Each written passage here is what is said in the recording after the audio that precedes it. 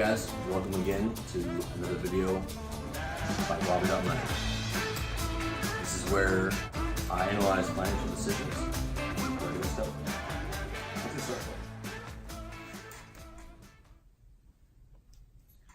Hey guys, welcome to another bobby.money video.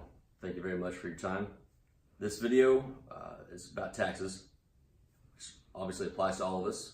And the goal of bobby.money is to break down the financial decisions we make on the daily to benefit us in the long run and build up our wealth.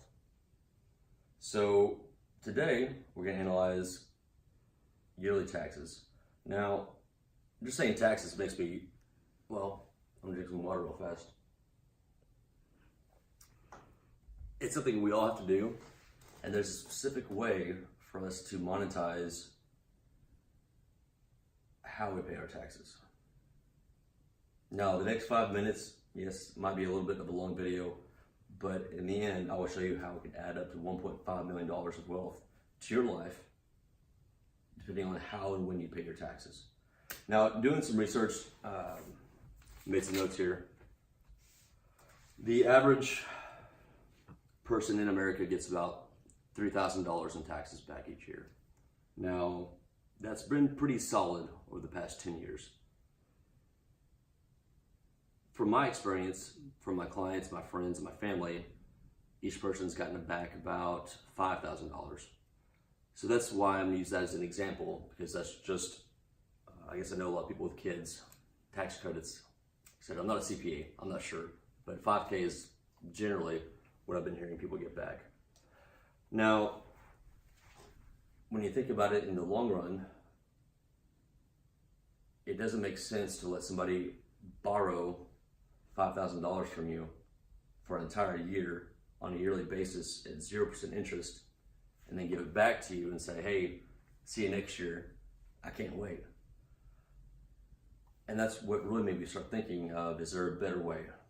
And a lot of people I know at my age, 32, they have credit card debt, vehicle debt, homes they need to pay for, etc. So I thought, is there a better way to use that $5,000 throughout the year to really benefit them in the long run? So I pulled up the numbers. There's going to be family A and family B. Obviously, family A is what I was taught, what is right. And so family A decides to have, for whatever reason, they have $6,000 of credit card debt built up. Now, the average APR for a credit card currently, as of, what is it, February 8th, 2019? Close enough. Saturday night. So the average APR is 18%. Now, if you take $6,000, 18%, family A decides, because they're living paycheck to paycheck, like most, I think it's 60% of Americans, they decide to go ahead and pay the minimum payment throughout the year, and then for an additional 4 months, into April, and then once they get that big fat government check, they're going to go ahead and put that towards the credit card and pay it off. So doing that math, as you can see here, if that handy dandy drawer thing that you get here. So they're paying a monthly fee of $150 per month for a total of 16 months. So that puts them down into April. All right. Now the interest paid throughout this time ends up being $1,294. So that's $1,294. Well, 16 months, they get that $5,000 check from Uncle Sam, and they say, hey, everything worked out. Thank you very much, Uncle Sam. We're good to go. There's a miscalculation in this, and it's no one's fault, and that's why I love what I do. So let's look at, is there a better way to do this? What if you take that money and instead of having that $5,000 given back to you in April the following year, you take it and you apply it. There is a method to this. You figure out exactly how much withholdings you need to have so you can use that money throughout the year, and then whenever you get to the end of the year in April, you either owe or you get back plus or minus $500. And that's another subject we'll hit on in a second, because I know it's scary for a lot of people. So $550 per month is what they pay. So now they do that the entire time. In year 12, they have $1 left over, so we'll call it a year. All right. Now the total of interest paid for them this entire time is $600. Well, that leaves us with a difference of $700. Person A, who's living paycheck to paycheck, and I understand that, I completely understand that, is paying the minimum balance for the entire year because they are looking forward to that check at the end of the year. But in fact, they're losing $700. Now, if that person or that couple, if their salary is $70,000, I mean, that's 1% of their money literally gone. They're throwing away to the credit card companies. The only reason I'm bringing this up is because over your lifetime, let's say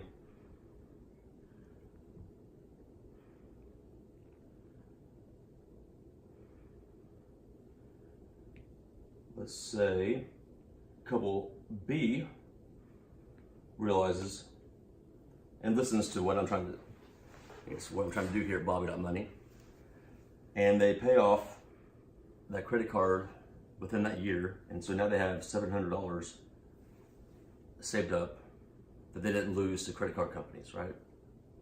Okay.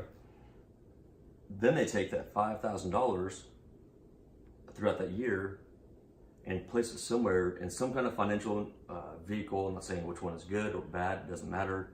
They place it somewhere that's earning something, and so it's going to be $416 per month.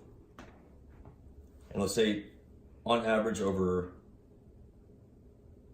this is 50 years,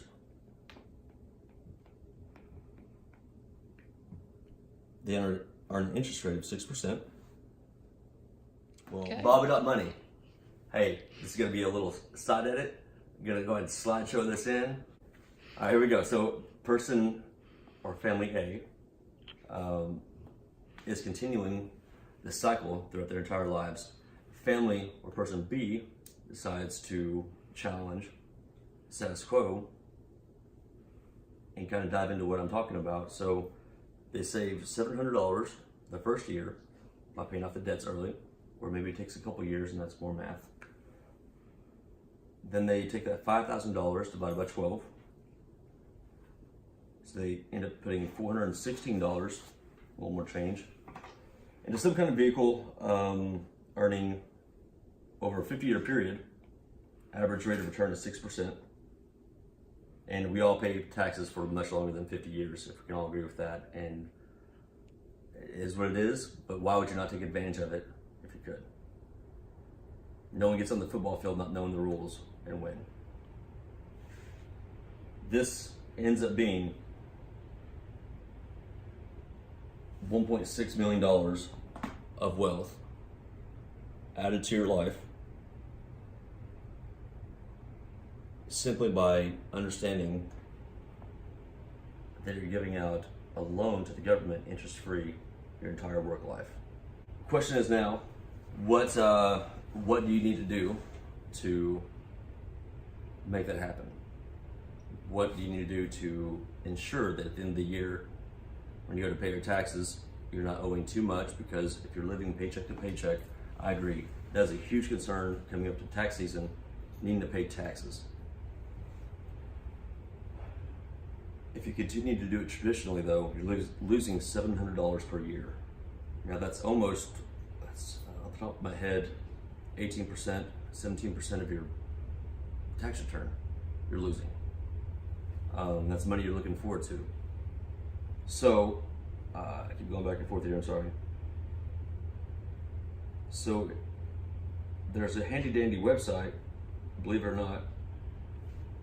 The IRS has a withholding calculator that I'm asking you to talk to your financial advisor, your CPA, whoever kind of deals with this stuff in your life.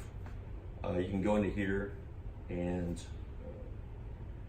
figure out exactly how much you need to be withholding, and it'll tell you how much at the end of the year you should or should not be getting back. And like I said, it's situation dependent. Don't take my word for gold by any means, because it's all about what's comfortable for you. I'm just showing you the repercussions and the financial process of the decisions that I see so many people making. So my question to you is, if you enjoyed this, would you share this, share the wealth, and challenge everything? bobby.money. Thank you.